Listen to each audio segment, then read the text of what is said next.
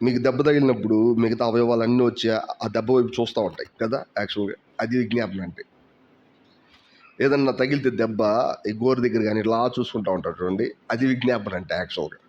అంటే మిగతా అవయవాలన్నీ ఏం చేస్తున్నాయి, ఈ అవయం చుట్టూ తిరుగుతున్నాయి.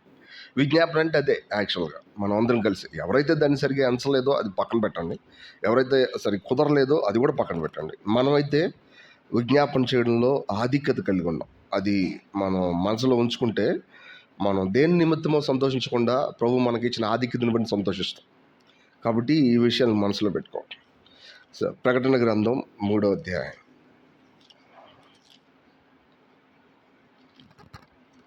ప్రకటన గ్రంథం 3వ అధ్యాయం 7వ వచనాన్ని మనం అందరం కలిసి చదువు. ప్రకటన గ్రంథం 3వ అధ్యాయం 7వ వచనం అందరం కలిసి చదువుదాం. ఫిలడెల్ఫియాలో ఉన్న సంఘపు దూతకు ఇలాగు రాయము, దావీదు తాళపు చెవి కలిగి ఎవడను వేయి లేకుండా తీయవాడును, ఎవడను తీయ లేకుండా వేయవాడునైనా సత్యస్వరూపియగు పరిశుద్ధుడు చెప్పు సంగతులేవనుక. రైట్. సో ఫస్ట్ ప్రభువు ప్రతి చర్చ్కి నేను ఇట్లా ఇట్లా ఇట్లా అని చెప్పుకుంటూ వచ్చారు. అలా చెప్తున్నాడు ఎందుకంటే ఆయన పనిచేసే తీరు అది అని దాని అర్థం. ఉదాహరణకి మన పేర్లు మన జీవితానికి తగ్గట్టుగా ఉండవేమో కానీ ఆయన పెట్టుకున్న పేర్లు మాత్రం ఆయనకి తగ్గట్టుగా ఉంటాయి. యాక్చువల్గా నిజానికి మన పేర్లు కూడా మనకు తగ్గట్టుగా ఉండాలని పెడతారు ఎవరైనా, వాస్తవానికి కదా. సతీష్ అని పెట్టారు నాకు పేరు, ఎందుకంటే పెట్టావమ్మా అని నేను అడిగాను. యాక్చువల్గా అడిగితే నాకు ఆ పేరు నచ్చింది అనిపించింది, నాకేం చెప్పలేదు పెద్దగా. కానీ యాక్చువల్గా దాన్ని సరిదే విడదీసి చూసావు అనుకోండి, సత్యవంతుడు లేదంటే ఈష్ అనే భావం తెలుగులో దేవుడు అని అర్థం వచ్చింది అనమాట. సత్యవంతుడైన దేవుడు అని అర్థం ఒక మాటలో. అది నాకు తెలియదు యాక్చువల్గా, బట్ దేవుడు నమ్ముకున్నాక అర్థమైంది. యాక్చువల్గా ఈష్ అనే పదం ఎప్పుడు కూడా దేవుడి వైపు తిరిగింది హిందూ టెర్మినాలజీలో. యాక్చువల్గా సత్యం అనే పదానికి అర్థం ఏంటంటే రియల్ అని అర్థం, నిజపరచబడిన దేవుడు అని. అది తప్పేం కాదు కదా యాక్చువల్. వాస్తవానికి అది దేవుడు మనలో నుంచి బయటకు రావాలి. ప్రతి మీనింగ్లో కూడా అది ఏదో ఒకటి ఉంటుంది యాక్చువల్గా. అది నాకు అర్థమైనప్పుడు చాలా సంతోషమైంది. యాక్చువల్ తెలిసిందో తెలియజేసిందో తెలియదు, మొత్తానికి మంచి పేరు పెట్టింది యాక్చువల్. సో విషయం ఏంటంటే ఇప్పుడు దేవుడు తన గురించి తాను అడ్రస్ చేసుకునేటప్పుడు ఫిలడెల్ఫియా చర్చ్కి ఏం చెప్తున్నాడు అంటే, దావీదు తాళపు చెవి కలిగి ఎవడను వేయి లేకుండా తీయవాడును, ఎవడను తీయ లేకుండా వేయవాడునైనా సత్యస్వరూపియగు పరిశుద్ధుడు చెప్పు సంగతులేవనుక. సో ఇప్పుడు దావీదు తాళం చెవి, ఎందుకని దావీదుకి తాళం చెవి ఉంది? మీరు గమనిస్తే దావీదు ఇశ్రాయేలుకి ఎన్నో రాజులు, దావీదు ఒక రాజు మనకు తెలుసు కదా. ఇశ్రాయేల్కి ఒక రాజు, ఆయన ఒక కింగ్. ఆయన అంతకుముందు కింగ్ కానప్పుడు ఏం చేశాడు ఆయన ఏం చేశాడు? గొర్రెలు కాసుకున్నాడు. ఫ్లాట్ల బిజినెస్ ఏం చేయలేదు. ఏం చేశాడు? గొర్రెలు కాసుకున్నాడు యాక్చువల్. సో విషయం ఏంటంటే తర్వాత దేవుడు ఏం చేశాడు? ఆయన్ని రాజును చేశాడు. రాజును చేసినప్పుడు ఇంతకుముందు ఉన్న రాజు చేయలేంది ఈయన చేసింది ఏంటి? That is more important. ఇంతకుముందు రాజు ఏం చేశాడు తెలిసే? అతడు దేవుడు చేత ఎంపిక చేయబడినప్పుడు అతడు ఎంతో దీనుడు. అతను ఎంత దీనుడు అంటే ప్రవక్తకి ఎదురు చెప్పలేడు. దేవుడికి మనటువంటి ఆ ప్రణాళిక ఆయన దగ్గరికి వచ్చినప్పుడు నేను ఎంతటోండయ్యా దేవుడు నన్ను ఎంపిక చేయడానికి అంటాడు. యాక్చువల్గా ఇశ్రాయేల్లో అధమైనటువంటి బెన్యామీన్ గోత్రమే కదా. సౌలు ఇది ఏ గోత్రానికి సంబంధించి అంటే బెన్యామీన్ గోత్రానికి చెందిన చెట్ట చివరోడు అనమాట. బెన్యామీన్ గోత్రానికి చెందినోడిని కదా నన్ను ఎందుకు పట్టించుకోవాలంటే లేదు దేవుడు నిన్ను ఎంచుకున్నాడు. యాక్చువల్గా ఎంచుకున్న తర్వాత ఏమైంది? అనతి కాలంలోనే 2 సంవత్సరాలు శుభ్రంగా పరిపాలించాడంట. 40 సంవత్సరాల పరిపాలనలో ఈయన ఎన్ని సంవత్సరాలు శుభ్రంగా పరిపాలించాడు? కేవలం 2 సంవత్సరాలే. యాక్చువల్గా 40 అనేది సమయానికి ఉన్నటువంటి పెద్ద సమయం. అది ఒక మాటలో ఆ 40 సంవత్సరాల పరిపాలనలో ఈయన 2 సంవత్సరాలు శుభ్రంగా పరిపాలించాడు. మిగతా అదంతా ఏంటో తెలుసా? స్వయానికి సంబంధించిన విషయమే. ఇశ్రాయేలు మీద నేను అధికారం అనుకున్నాడు. ఇశ్రాయేల్కి అధికారం ఎవరు అసలు? మీరు జాగ్రత్తగా ఆలోచిస్తే సమూయేలు ప్రభువా ఈ ప్రజల్లో అందరం చూసి రాజును కావాలని కోరుతున్నారయ్యా అని అడిగితే ప్రభు ఏమన్నాడు తెలుసా? వీళ్ళు చుట్టుపక్కల వాళ్ళందరం చూసి రాజును కోరుకుంటున్నారులే, యాక్చువల్గా రాజు ఎవరంటే నేను, ఆయన అన్నాడు, నేను వీళ్ళకి రాజుగా ఉండడం మానేసి వీళ్ళకి ఏమన్నారు తెలుసా, వీళ్ళకి ఒక రాజు కావాలని కోరుకుంటున్నారు వీళ్ళు. అప్పుడు ఏం చేస్తారు తెలుసా, ఆయన వచ్చి మీ దగ్గర ఉన్నటువంటి మెయిన్ పోర్షన్ లాగేసుకుంటాడు, మీ మీద అధికారం చెలాయిస్తాడు, మీకు ఇష్టం లేకపోయినా ఆయన కొరడా కింద ఉండాల్సిందే. ఇట్లా ఎన్నో చెప్పాడు. అయినా సరే మాకు ఎవరు కావాలంటే రాజు కావాలని. ఒక రాజు వచ్చాడు, అందరికంటే ఎత్తుగా ఉన్నాడు. ఈ రాజు ఏమైనా తెలుసా, 2 సంవత్సరాల తర్వాత పూర్తిగా తన వైపు తిరిగిపోయాడు. ఇప్పుడు సౌలు పేరు చెప్తే చాలు భయం అవుతుంది అందరికి. ఇప్పుడు దేవుడి ప్రణాళిక నెరవేర్చబడిందా? నెరవేర్చబడలా. ఆయన ఏమంటుంది తెలుసా, నా హృదయానుసారాన్ని ఒక మనిషిని నేను కనుక్కున్నా. ఎవరతను? దావీదు. అతను నేను కొనుక్కున్నా. అతను ఏం చేస్తాడు తెలుసా, నా చిత్తానుసారంగా చేస్తాడు. ఇప్పుడు మనుషులకు రాజు లేకుండా తీసేసాడా? తీలేదు. ఆయన రాజుని పెట్టాడు. బట్ కానీ ఈ రాజు ఎవరి మాట అంటాడు? ఆయన మాట అంటారు. యాక్చువల్గా ఆయన మాట ఏంటో తెలిసే, ఆయన ఉద్దేశం ఏంటో తెలిసే, మందిరాన్ని తీసుకొచ్చి బిల్డ్ చేయాలా, దైవికమైన ప్రభుత్వాన్ని ఈ ప్రజల మీద ఏర్పాటు చేయాలి. రాజు సౌలు తన ప్రభుత్వం ఏర్పాటు చేయబడింది ఇంతకుముందు. కానీ ఇప్పుడు దావీదు వచ్చినప్పుడు ఎవరి ప్రభుత్వం ఏర్పాటు చేయబడింది? దైవికమైన. దావీదు ప్రభుత్వం కాదు, ఎవరి ప్రభుత్వం? దేవుడి ప్రభుత్వం. ఇది చాలా ఇంపార్టెంట్. ఎందుకు అట్లా చేయబడింది తెలిసే, ఈ ప్రజలు యాజక రూపమైన రాజ్యం. ఈ ప్రజలకు తెలియాలా ఏమని తెలిసే, నేను ఈ భూమి మీద వెళ్తానని, వీళ్ళలో నుంచి నేను ఆ పని చేస్తానని వీళ్ళకి తెలియాలి. అది ముందుగా గమనించిన ఎవరో తెలుసా? దావీదు. ఇది చాలా ఇంపార్టెంట్. ఆయన ప్రభుత్వాన్ని ఈ భూమి మీదకి తీసుకొచ్చి, ఆయన రాచరికాన్ని ఈ భూమి మీదకి తీసుకొచ్చిన వ్యక్తి ఎవరంటే ఆయన. యాక్చువల్గా అందుకే ఆయన అంటాడు, దావీదుతో చేసిన నిబంధన నేను మీతో కూడా చేస్తా. ఏంటి ఆ నిబంధన? ఎన్నటన్నిటికీ నీ వంశంలో ఒకడు సింహాసనం మీద ఉండకుండా పోడు. దావీదు వంశమేనా? మిగతా 11 గోత్రాలు ఏమైపోయినాయి మీకు తెలుసలేదు. 11 గోత్రాలన్నీ ఆ గోత్రంలోకి వెళ్ళాం. వాస్తవానికి మనం కూడా ఏ గోత్రంలోకి వెళ్ళా తెలిసే, ఆ గోత్రంలోకి వెళ్ళాం. వాస్తవానికి క్రీస్తు ఆయనకు వారసుడు యాక్చువల్గా. అందుకే మత్తయి వారు చెప్పలేదా, ఆ అబ్రహాము కుమారుడైన దావీదు కుమారుడైన యేసుక్రీస్తు, ఎందుకంటే ఆయన రాజు యాక్చువల్గా. సో ఇప్పుడు ఆయన చేసిన పని ఏంటో తెలిసే, ఈ రాచరికానికి ఇంతకుముందే పాపం వల్ల వచ్చే జీతం మరణం వలన రాచరికం అట్టడిగిపోయింది. ఇంక లేదు, రాచరికం లేదు. ప్రభువైన యేసుక్రీస్తు ఈ భూమి మీదకి వచ్చినప్పుడు ఎవరు వెళ్తున్నారు? ఇశ్రాయేల్ వెళ్తున్నారా? రోమా గవర్నమెంట్ కింద దాసత్వం చేస్తున్నారు యాక్చువల్గా. అందుకే నీళ్ళు కూడా దేనికోసం చూస్తున్నారు తెలుసా, మాకు ఒక రాజు వస్తాడు మమ్మల్ని వెళ్తాడని రాశారు. ఇంకా ప్రభువైన యేసుక్రీస్తు చనిపోయి సమాజం తిరిగి లేచిన తర్వాత కూడా, ప్రభువా మళ్ళా రాజ్యం మనకి ఎప్పుడు వచ్చిందని అడిగారు. అప్పుడు ఆయన ఏమంటారు తెలుసా, ఇక మీకు లిటరల్గా ఇప్పుడు రాజ్యం ఏమి రాదు, మీరు ఏం చేయాలి, ఫస్ట్ స్పిరిచువల్గా బిల్డ్ అవ్వండి. కాలాలు రాజ్యాలు ఆయన ఆధీనంలో ఉంటాయి యాక్చువల్గా, మీరేం చేయాలా. కానీ ఈయన ఎవరు? ప్రభువైన యేసుక్రీస్తు. అక్కడ రాశారు INRI అని రాశారు. ఎక్కడ? సిలువ మీద రాశారు. దాని అర్థం ఏంటి? ఈసస్ నాజరేన్ రెక్సిస్ ఇదుమై అని రాశారు. యూదుల రాజు అయిన నజరేడైన యేసు. ఎవరు రాశారు? తనకు విరోధైన వాళ్ళతో రాపించాడు యాక్చువల్ దేవుడు. చూడండి, ఆయన యూదుల రాజు. ఈ రాజు తన రాచరికాన్ని కీ ఓపెన్ చేశాడు. ఎట్లా? ఆయన చనిపోయి సమాజం తిరిగి లేచిన తర్వాత ఆ రాచరికాన్ని ఓపెన్ చేశాడు. ఆయన రాజుగా ఈ ప్రపంచాన్ని సంపాదించాడు. ఇప్పుడు ఆయన ప్రజలు ఏం చేస్తారు తెలిసే, వెళ్తూ ఉంటారు. ఎట్ట వెళ్తున్నారు? మనం అడగాలి, ఈ క్వశ్చన్లు రావాలా. ఎట్ట వెళ్తున్నారండి? ప్రతి ఒక్కరు మమ్మల్ని తిట్టేవాళ్ళే. నిజంగా అందరూ ఇశ్రాయేల్ క్రిస్టియన్స్ని తిడుతున్నారు, పూర్తిగా తిడుతున్నారు. వీళ్ళు ఎవరిని తిట్టలా, వీళ్ళు తిడుతున్నారు అందరూ.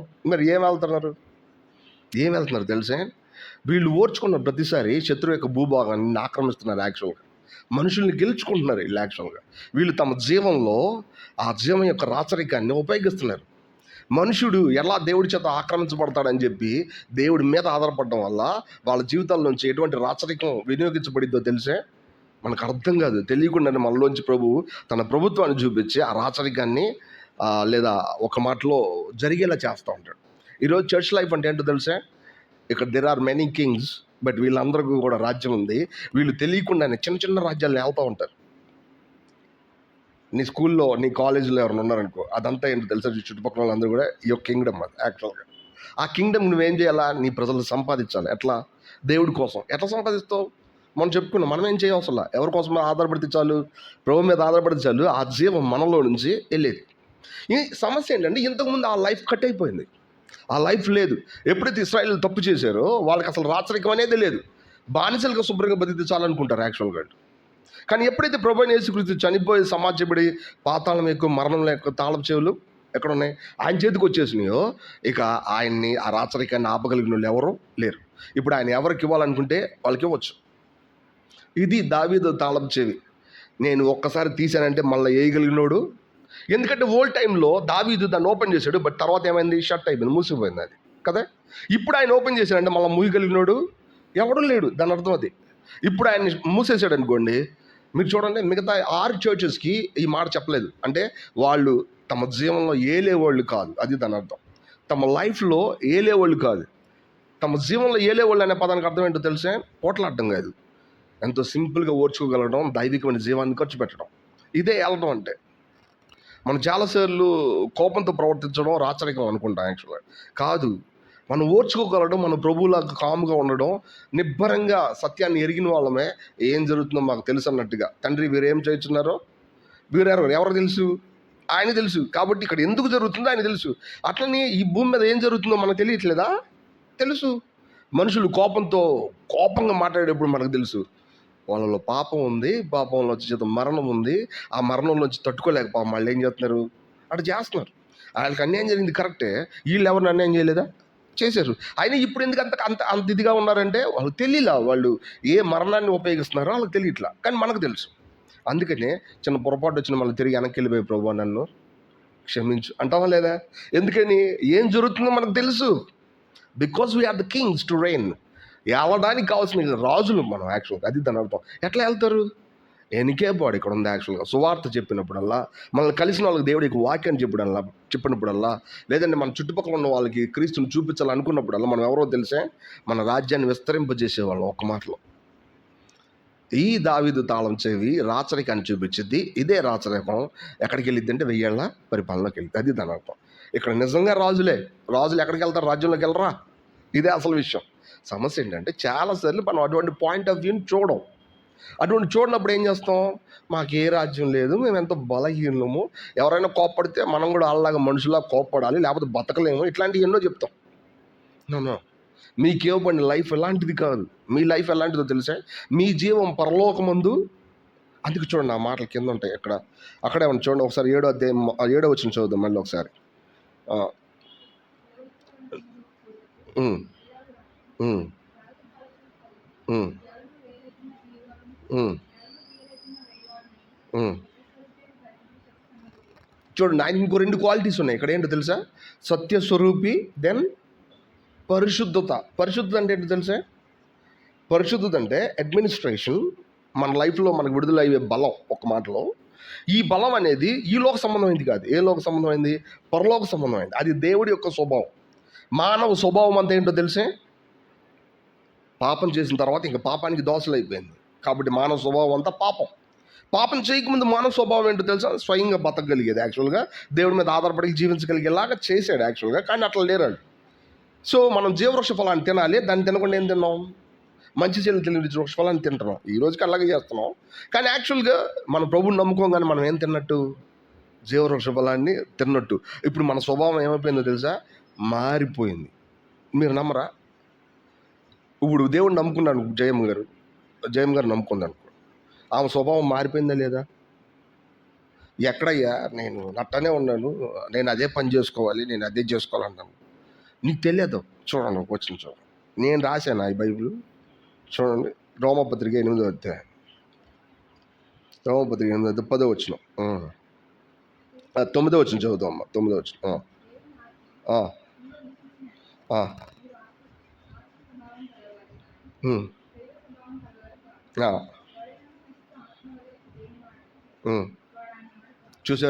దేవుని ఆత్మ మీలో నివసించిన ఎడల, అంటే యేసుక్రీస్తు మీలో నివసిస్తున్నాడంటే మీరు ఎవరి స్వభావం కలిగిన వాళ్ళు, ఆత్మ స్వభావం కలిగిన వాళ్ళే. అంటే దాని అర్థం ఏంటో తెలిసే, ఆ ఆత్మ మానవ ఆత్మ మాత్రమే కాదు, ఎందుకంటే కిందకి వెళ్ళి తెలిసింది, మానవాత్మ దేవుడు ఆత్మ ఇద్దరు కలిసిపోయారు. ఆత్మ స్వభావమే. అంటే దాని అర్థం ఏంటో తెలిసే, ఆత్మ ఫీల్ అనేది మీరు ఫీల్ అవుతారు.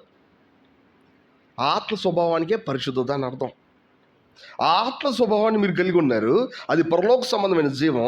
ఆ జీవం మీలో ఉంది. యాక్చువల్గా మీలో ఉంది కాబట్టే దేవుడు అట్లా జీవించమని అడుగుతున్నాడు, అంతే.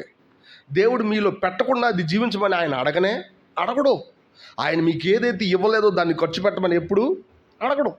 మన లైఫ్లో ఇది గుర్తుపెట్టుకోవాలి. విశ్వాసం అంటే లేని దాన్ని కోరుకునేది కాదు, ఎప్పుడు గుర్తుపెట్టుకోవాలి. మనం ఎప్పుడు మర్చిపోయేది ఇదే. ఎందుకంటే మనం ఆయనకి నమ్మకంగా ఉండాలి అని అనుకున్నప్పుడల్లా తప్పు పడుతుంది. మనం నమ్మకంగా ఉండగలం అనే పదం కరెక్ట్గా ఉంటుంది. ఎందుకని? ఆల్రెడీ బేస్ అయిపోయింది కదా, అక్కడ ఉన్నటువంటి ఫ్యాక్ట్ అయిపోయింది. ఏంటది? నమ్మకంగా ఉండగలిగిన సామర్థ్యం ఏం చేశాడు ఆయన? మనకిచ్చాడు. దిస్ ఈజ్ ఇంపార్టెంట్, మనం అర్థం చేసుకోవాలి. మనకిచ్చాడు. ఐ క్యాన్ బీ ఫెయిత్ఫుల్, నేను ఉండగలను యాక్చువల్గా, కాబట్టి నేను అలా ఉంటా. అది new testament age. Old testament అది కాదు, ఉండాలి అని గట్టి చెప్తున్నప్పుడల్లా మేము ఉండలేము అని భయం ఎక్కువైంది. కానీ న్యూ టెస్ట్మెంట్లో మీరు ఉండగలరు. అందుకే ఆయన పరిపూర్ణుడు కనుక మీరును పరిపూర్ణులుగా, అది అక్కడ ఉన్న ఫ్యాక్ట్. అది పరిపూర్ణులుగా ఉండెదరు, ఆ ఫ్యాక్ట్ అది. ఇప్పుడు చూడండి, ఆయన రాచరికానికి సంబంధించిన కీ ఓపెన్ చేశాడు. బట్ యాక్చువల్గా ఆయన ఎట్టంటోడు అంటే పరిశుద్ధమైన రాచరికాన్ని దింపేవాడు. ఈ భూమి మీద ఉన్న రాచరికం కాదు. ఇశ్రాయేలీలు ఈ భూమి మీద పరిపాలించారు కొంతకాలం యాక్చువల్గా, కానీ అది ఏమైంది? కొంతకాలానికి పాడైపోయింది. అసలైన రాజ్యం వచ్చింది, అసలైన రాజు వస్తాడు, అసలైన కింగ్డమ్ ప్రజలు వస్తారు, అసలైన రాజులు వస్తారు. వీళ్ళు మాత్రం పరసంబంధమైన నుండి పరసంబంధమైన రాజ్యం యొక్క పనిచేస్తారు, పరసంబంధమైన రాచరికాన్ని చూపిస్తారు. వీళ్ళు పరిశుద్ధమైన స్వభావాన్ని దింపుతారు. అందుకే చూడండి, ఎప్పుడు కూడా ఇంకొకళ్ళు ప్రేమించండి అని చెప్పగానే భయపడతారు, వెంటనే ఇంకోటి చెప్పాల్సి వస్తుంది. ఏంటంటే దయచేసి మీ సొంత ప్రేమ. ఎందుకంటే భయం. ప్రేమ అనగానే మనం ఏమనుకుంటాం? టక్మని నేను ప్రేమించాలి. ప్రేమ దయచేసి అట్ట కాదు. నీకు ప్రేమ తెలియదు. మనకి ఎవరో తెలుసు? అసలైన ప్రేమ స్వరూపైన ఆయనకి మాత్రమే తెలుసు. కాబట్టి నువ్వేం చేయాలి? ఇంకొకరిని ప్రేమించాలంటే ఆయన మీద ఆధారపడాలా, వెంటనే చెప్పాలా, దయచేసి సహనం కలిగి ఉండు అంటే వెంటనే భయపడాలి. అమ్మో, సహనం అంటే వెంటనే పంటి బీగ ఉపయోగించిద్దాం. ఎందుకంటే ఒక అరగంట బాగానే పడుతుంది, ఇంకో అరగంట తర్వాత లేచి కొట్టిద్ది. ఏం చేస్తారు? లేకపోతే అరిసిద్ది. ఎందుకని? సహనం ఉంటుంది కాసేపు, పంటి బిగుతూ ఉంటారు. ఓడ్చుకున్నా ఎంతైనా ఓడ్చుకుంటా నిన్ను అంటారు గబుక్కున. నిజానికి అది కాదు క్రిస్టియన్ లైఫ్లో ఉన్నది. ఏంటిది? ఆయన ఎలా ఉన్నాడో సహనంగా మనం అలా ఉండగలం. యాక్చువల్గా నేను చాలాసార్లు చెప్పాను వాస్తవానికి. ఇది విట్నెస్లీ గారు దగ్గరికి వాచ్మెన్ గారు వచ్చారంట. వచ్చి సహనం అంటే ఏంటి అని తెలుసా? సహనం అంటే ఏంటి అని అడిగాను. విట్నెస్లీ గారు అప్పుడు ట్రైనింగ్లో ఉన్నారు. అంటే అప్పుడు విట్నెస్లీ గారు ఏమన్నారంటే, సహనం అంటే ఓర్చుకోవడం, తట్టుకోగలడం, మన విషయంలో ఎవరన్నా దుర్మార్గం ప్రవర్తించినా, అన్యాయం ప్రవర్తించినా. అప్పుడు వాచ్మెన్ గారు తలకాయలు దించుకొని, కాదు సహనం అంటే యేసు ప్రభువు అని చెప్పి వెళ్ళిపోయాడు. అంతకుమించి ఏం చెప్పాడు? నాలా గడగంట చెప్పట్లేదు ఆయన. ఏం చెప్తుంది? ఇట్లా చూసి, కాదు సహనం అంటే యేసు ప్రభు అని చెప్పి వెళ్ళిపోయాడు. ఇప్పుడు సమస్య ఎక్కడ వచ్చిందంటే, ఎట్టా యేసు ప్రభు అని నేను ఆలోచిస్తున్నాడు. ఎట్టా యేసు ప్రభు అని. సమయం వచ్చింది, సహనం చూపించే గడి వచ్చింది, ఈయన ఫెయిల్ అయిపోయాడు. ఇప్పుడు ఈయన ఎవరి మీద ఆధారపడాలి? అప్పుడు తెలిసిపోయింది, సహనం అంటే నేను చేసేది కాదు, ఎవరి మీద ఆధారపడాలి? ఆయన మీద. ఇప్పుడు ఆ సహనం ఎవరు? ఆయన. ఎంత పెద్ద మెసేజ్ అది. మన లైఫ్లో ఇది అర్థం అవుద్దా? ఇది అర్థం కాకపోతే క్రిస్టియన్ లైఫ్లో కనీసం క్రైస్తవ జీవితం యొక్క ఓనమాలు మనం సరిగా అర్థం చేసుకోలేదు. This is our problem. It doesn't mean మనం దాని అర్థం ఏంటంటే మనకి దేవుడి యొక్క జీవం లేదని కాదు, ఉంది. కానీ దాన్ని మనం ఏం చేయలేకపోతున్నాం? ప్రాక్టీస్ చేయట్లేదు. మీరు గమనించండి, బాగా గాలి పీల్చడం 45 సంవత్సరాల నుంచి చేస్తున్నాను కాబట్టి కాసేపు రిలాక్స్ చేద్దాం అనుకున్నాను. ఒక పావు గంట ఆపుదాం అనుకున్నాను. ఇప్పుడు ఏమవుతా నేను వెంటనే స్ట్రెచ్చర్ వచ్చి నేను పడుకోబెట్టి తీసుకెళ్తాను. అవునా కదా? ఎందుకంటే ఈయన చాలా గ్రాడ్యుయేట్ పొందాడండి గాలి పీల్చడంలో. అందుకని చెప్పి ఓ పావు గంట రెస్ట్ తీసుకున్నాడు అని చెప్పారు అనుకోండి. పిచ్చోళ్ళలాగా ఉన్నాడే అంటారా లేదా? యాక్చువల్గా ఇదే క్రిస్టియన్ లైఫ్. ఎప్పుడు కూడా ఎవరి మీద ఆధారపడాలా? జీవవృక్ష ఫలం ఎప్పుడు ఇట్లాంటిదే. మనకు అది అర్థం అవ్వాలా. మన సొంతానికి ఏమీ లేనప్పుడు మనం ఆయన మీద ఆధారపడడానికి ఇబ్బంది పడం. సమస్య ఏంటంటే మన సొంతానికి దాచిపెట్టుకుంటాం. సొంత పేరు లేదా సొంత పలుకుబడి, సొంత ఏలుబడి, ఇట్లాంటి దాచిపెట్టుకుంటాం. This is our problem actual. అప్పుడు మనం ఏం చేస్తాం? ప్రతిదీ ఆయనకి చెప్పడానికి ఇష్టపడం. మీకు తెలుసో లేదో, ప్రార్థన చేయడానికి పడుకునే ముందు మోకాళ్ళు వేసిన, ప్రభువా ఇప్పుడు ప్రార్థన చేయడం ఎట్టో నాకు నేర్పించని చెప్పడం మంచిది. ఎందుకంటే నా టైంలో ఎట్ట ప్రార్థన చేయాలో మనకు తెలియదు. మనం 4 మాటలు గబగబా మాట్లాడతాం. కానీ యాక్చువల్గా నువ్వు దేవుడిని ఎంజాయ్ చేయాలనుకుంటే, ప్రభువా ఎట్ట చేయాలి నాకు నేర్పించు, నాకు ఇంత టైం అని ఏం లేదు, నువ్వు కొద్ది టైం పెట్టావు పర్లా, కొంచెం టైం అట్లా మనం చెప్పగలిగితే మనం ఎంత ఎంజాయ్మెంట్ చేస్తాం తెలుసా. తర్వాత మీరు ఎంత సమయం గడపండి, మీరు పడుకున్న తర్వాత ఒక డీప్ న్యాప్ పడిద్ది మీకు. యాక్చువల్గా అంటే పవర్ న్యాప్ పడిద్ది, శుభ్రం ఉంటారు. పవర్ న్యాప్ అంటే బాగా నిద్రపోతారు, ఆ తర్వాత శుభ్రంగా లెగుస్తారు. అదేంటి 12ంటికి పడుకున్న 5ంటికి మెలకు వచ్చేసిద్ది. శుభ్రంగా లేచి వాళ్ళ పనులు చేసుకొని శుభ్రం బైబిల్ చదువుకొని ప్రార్థన చేసుకుని అనిపించింది. ఇదంతా ఏంటో తెలిసే, మనం ఎవరి మీద ఆధారపడ్డామో ఆయన యొక్క సామర్థ్యం. ఇది గుర్తుపెట్టుకోవాలి. సో ఇప్పుడు ఈయన పరిశుద్ధుడు. అట్ ద సేమ్ టైం దాని అర్థం ఏంటంటే పరలోక సంబంధమైన రాచరికాన్ని మన జీవితంలో చూపించేవాడు. వెంటనే చెప్తున్నాడు, ఈ లోకంలో రాచరికం కాదు, రాబోయేది. అది పరిశుద్ధం అయింది అంతే కాదు. అక్కడ ఏం రాసింది? సత్య స్వరూపుడు అంటే దాని అర్థం లిటరల్గా నిజమైన అని దాని అర్థం. సత్యం అనే పదానికి అర్థం ఏంటంటే రియల్ అని అర్థం. దేవుళ్ళు చాలామంది ఉంటారు నిజమైన వాళ్ళ. నేను చాలా చెప్పాను. ఒకసారి ఒక అబ్బాయికి వాకింగ్ చెప్తుంటే, అన్న నాకు తెలుసు అన్న అది దేవుడు నమ్ముకోవాలి. అబ్బాయి నాకు తెలుసు అన్న అని చెప్పి, బైబిల్లో మాటలు నిజమైనవి అన్న అన్నాడు. చాలా సీరియస్గా అన్నాడు. చాలాసేపు తర్వాత నీకట్ట తెలుసు అంటే, నేను ప్రార్థన చేశానన్న దాని గురించి, దేవుడు చేశాడు నాకు అన్నాడు. అంటే దేవుడిని ఇంకా నమ్ముకోలే. బట్ కానీ ఆయన ఇనీషియల్గా తన యొక్క ఇంప్రెషన్ ఎట్లా చెప్తానంటే, నిజమైన మాటలు అన్నాయి, భలే నిజంగా ఉన్నాయి అని చెప్పాడు. ఆయన నాకు చెప్పినట్టుంది యాక్చువల్. నేను ఆయన చెప్పడం పక్కన పెడితే, నిజమైన నిజం ఎప్పుడు కూడా మన గాలి తగలటం, నా మాటలు మీకు వినపడటం, మన కళ్ళతో దృశ్యాలను చూడగలగడం, ఇవన్నీ ఏంటి తెలుసా? నిజాలు. అలాగే పరలోక సంబంధమైనటువంటి ఆ స్వభావాన్ని ఈ భూమి మీద నిజంగా కలిగి ఉండడం. సత్యస్వరూపి దాని అర్థం, నేను ఓపెన్ చేసిన ఆ కీ మీకు అర్థమవుతుంది. నేను ఓపెన్ చేసిన ఆ కీలోకి మీరు ఏమవుతుందో తెలుసా? స్పిరిచువల్గా దాంట్లో ఎంటర్ అవుతారు. అందులో ఉన్న సత్యాలు చూస్తారు. ఆ రూమ్లో ఉన్న ప్రతి ఆ కోటింగ్ మీరు చూస్తారు. ప్రతి ఆ మూల ఉన్నటువంటి ఆ చిన్న గోల్డెన్ ఆ షైనింగ్ మీరు చూస్తారు యాక్చువల్గా. ఎందుకంటే అతి పరిశుద్ధ స్థలంలో ఏముంటుంది యాక్చువల్గా? గోల్డ్ పూర్తిగా తాపబడి ఉంటుంది. అందులో దైవికమైనటువంటి మహిమ ఉంటుంది కెరూబుల మధ్యలో. సో మనకు అర్థం అవ్వాలా వాట్ కైండ్ ఆఫ్ నేచర్ అది మనకు మధ్యలో దేవుడు ఇవ్వాలనుకుంటున్నాడు అనేది మనం చూస్తూ ఉంటాం. సహోదరు ప్రేమ చూస్తాం. నిజానికి ఈ చర్చ్కి ఆ మాటలు చెప్పడానికి కారణం ఏంటంటే, ఫిలడెల్ఫియా అనే పదానికి అర్థం ఏంటంటే సహోదర ప్రేమ. దాని గురించే నేను తెలియకుండానే అట్లా మాట్లాడుతూ ఉంటాను యాక్చువల్గా. ఆయన చాలా క్లీన్గా చెప్పేది ఏంటంటే, మీరు ఒకళ్ళనొకళ్ళు ప్రేమించుకుంటున్నప్పుడు అందులోంచి కార్యసాధకం అయితే ఏంటో తెలుసా? దైవికమైన పరిశుద్ధత నిజమైనది, అది దాని అర్థం. వీళ్ళకి నేను రాచరికాన్ని ఏం చేస్తా? ఓపెన్ చేస్తా యాక్చువల్గా. అప్పుడు వీళ్ళు ఏం చేస్తారు తెలుసా? లోపలికి ఎంటర్ అవుతారు. మనం ఈ లోక రాజ్యాన్ని ఏలాల్సిన అవసరం లేదు, దాన్ని గెలవాల్సిన అవసరం లేదు. ఎవరిని గెలవాలా? ఈ లోకం మీద అధికారం అయినటువంటి వాడిని గెలిస్తే చాలు. వాడిని ఎట్ట గెలగలం? కలిసి ఉండడం వల్ల గెలవగలం. మనలో ఉన్న ప్రభువు ఏకాత్మ కలిగి ఉంటాడు. ఆయన ఎప్పుడు కూడా మనలో కొంచెం ఉంటాడు. వీళ్ళందరూ కలిసి ఆయన మీద ఆధారపడుతున్నప్పుడు, ఆయన సమిష్టిగా పని చేస్తున్నప్పుడు ఈ లోకం ఓడిపోతుంటుంది యాక్చువల్. ఎందుకో తెలుసా? మనుషులందరూ స్వార్థాలే కదా. ఈజీగా ఈయనకంటే నాకు ఎక్కువ రావాలా, ఆయనకంటే నేను ఎందుకు తక్కువ ఉండాలా. నాకు చాలాసార్లు ఆశ్చర్యం అయింది యాక్చువల్గా. మన సహోదరులు ఎందుకు పోట్లాడుకుంటున్నారబ్బా అని బాధ వచ్చేది యాక్చువల్గా. పల్లెటూరులో ఒకే కులస్తులు ఇంటి పేర్లు తేడా వీళ్ళిద్దరు పోట్లాడుకుంటూ ఉంటారు. ఎంత బాధ అవుతుందో తెలిసింది యాక్చువల్గా. వాళ్ళు మళ్ళీ చర్చ్ మధ్యలో ఉంటారు. మధ్యలో నిజంగా బాధ వేసింది. ఎందుకో తెలుసా? సహోదరులను పిలుచుకునే వాళ్ళు ఏం చేసుకుంటున్నారు తెలుసా? చిన్నదానికి పెద్దానికి కర్రలు తీసుకుని కొట్టుకుంటున్నారు యాక్చువల్గా. అంత మాత్రమేనా? చర్చిలో ఉండట్లే, ఊరికనే అభ్యంతరం పడుతున్నాం మనం, ఊరికనే. దయచేసి ఇది నిజంగా ఒక పెద్ద పోరాటం యాక్చువల్గా. సరే, ఎవరు ఎట్లా ఉన్నా సరే మనం ఎట్లా ఉండాలా? అభ్యంతరాలు లేనోళ్ళంగా ఉండాలి మనం. వాళ్ళు ఎలా ఉన్నా సరే మనం ఎట్లా ఉండాలా? అభ్యంతరాలు మాకు అభ్యంతరం లేదండి, దేవుడి ముందు మన మనసాక్షి తినకుండాలా. సరే, యేసు ప్రభు ఏమన్నాడు?